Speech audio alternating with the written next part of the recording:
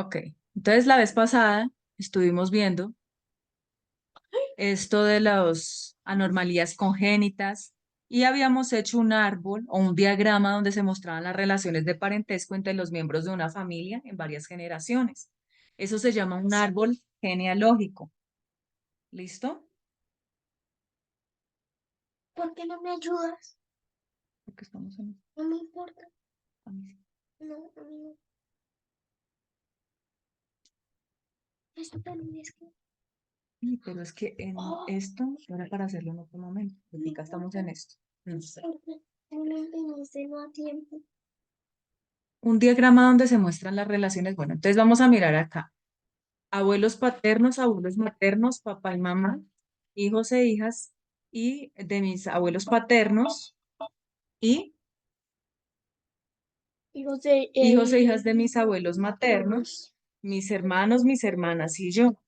Estas bolitas representan las hembras o las mujeres del árbol genealógico y el cuadrito representa a los hombres del árbol genealógico.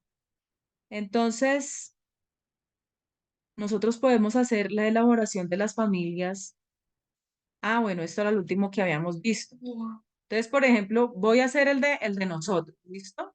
Entonces, digamos papá y mamá, Mauricio y Astrid.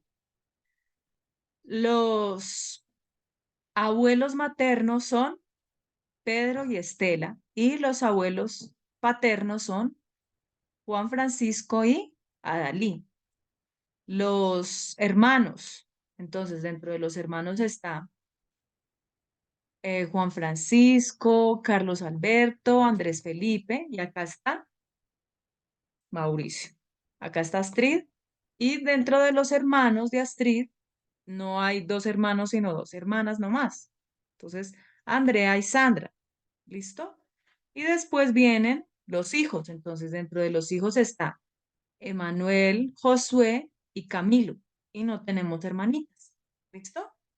Entonces, así ustedes mismos también pueden saber quiénes son sus abuelos paternos, sus abuelos maternos. O sea, materno es de mamá, paterno es de papá. ¿Listo? Eso ya lo sabía y ya Y lo vi. eso es lo de nosotros, exacto. Dice que No. Dice que destacando los apellidos que más veces se repiten. Ah, sí, habíamos hablado que los apellidos que más se repiten, pero solamente lo vamos a leer porque pues no tenemos más compañeros. Listo. En un croquis de la vereda localicen las familias cuyos apellidos son más comunes. Averigüen si estas familias tienen algún parentesco entre sí. Analicen cuál es la situación en la vereda o en el municipio en donde vivimos. ¿Listo? Este lo vamos a dejar solamente enunciado, no lo vamos a hacer porque pues no es tan sencillo determinar en el caso de una ciudad, donde estamos cada uno en una ciudad, entonces no es tan difícil, no es tan fácil determinarlos y sobre todo, ¿saben por qué? Porque ya no uno no ve las familias como en otra época, sino que a lo que uno ve es mucha gente de diferentes partes de Colombia. Por ejemplo, en Neiva hay paisas, hay bogotanos, ¿cierto? Hay huilenses de diferentes municipios también. Y en Bogotá, pues mucho más, hay Eso. muchísima población, ¿cierto? Bueno, miren qué es este animal, Toro. un toro, toros, Torillo. ese pelo negro y brillante, ¿no? Del toro. Bueno, dice acá. Para producir nuevos individuos con las mejores características, no solamente se deben seleccionar los mejores individuos de animales y plantas, sino que se puede evitar que tengan parentesco entre sí y de esta forma prevenir problemas en la descendencia. La diversidad genética, es decir, las diferencias de características entre los organismos, es muy importante para las especies, pues aumenta la posibilidad de sobrevivir si hay cambios en el ambiente. ¿Qué importancia tiene la dispersión de la descendencia? ¿Qué es eso?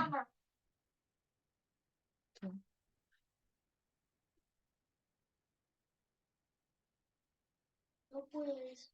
¿Cómo que no? Te lo voy a borrar. No, tranquilo. ¿Qué importancia tiene la dispersión de la descendencia? Vamos a continuar entonces acá. ¿Quién quiere ayudarme a leer? Bueno, A ver los que quieren participar. Eso así. Yo Bueno, Juan Marcos, gracias. Dale entonces. Juan Marcos va a leer el relato de una semilla. soy una semilla llamada Luisita y quiero contarles mi historia.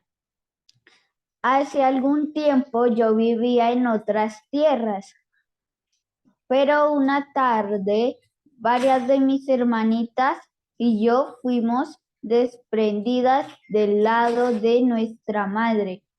La planta por un raudo viento que soplaba y soplaba. Muy asustada, le preguntamos al viento hacia dónde nos llevaba y por qué. Y él con una voz ronca nos respondió, la llevó hacia otras tierras para que la especie de ustedes se extienda y conozcan nuevos ambientes y territorios. En coro preguntamos, en coro le preguntamos, ¿pero para qué? Con mucha ternura nos volvió a responder, para que en las nuevas tierras logren germinar, crezcan más fuertes y se adapten a otros lugares para beneficio de muchos seres. Fue así como varias de mis hermanitas cayeron en las altas montañas, otras en medio del bosque y algunas junto conmigo. Mis hermanas no han logrado crecer y se encuentran durmiendo porque el lugar donde cayeron no ha sido favorable y otras se han adaptado a sus nuevos sitios rápidamente.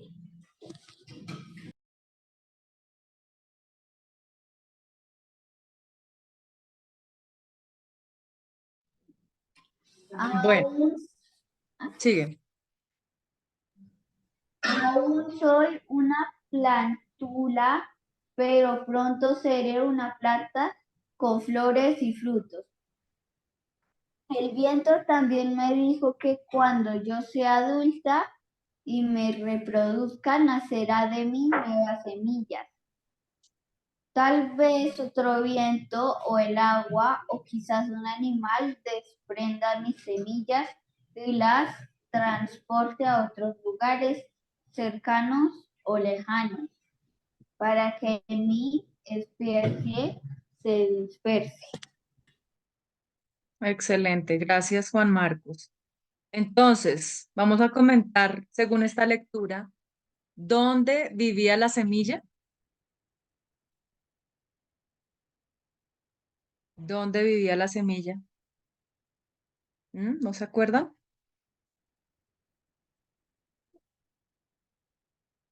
¿Donde su mamá?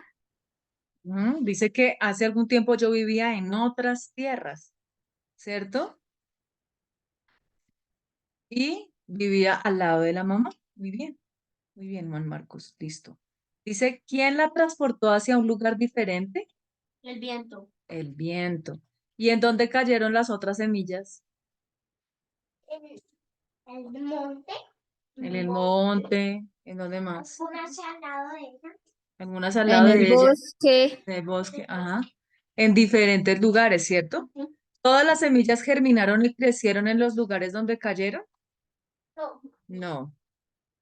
¿Cómo No, se...? No, no, ¿cierto? No, no pudieron, porque ¿se acuerdan que decía ahí que porque algunos sitios eran desfavorables para el crecimiento de las plantas, ¿cierto? ¿Cómo se pueden mover las semillas de un lugar a otro? Por el viento. por Por el medio del viento, agua o tal vez un animal. Ajá, muy bien. Pues generalmente son animales, los animalitos, los insectos que llevan de un lugar a otro las semillas, ¿cierto? ¿Y por qué es importante el movimiento de las semillas de un lugar a otro? Para que para que se reproduzcan. Excelente. Para que se reproduzcan y puedan Terminar. dar fruto. ¿Sí? Listo. Terminar.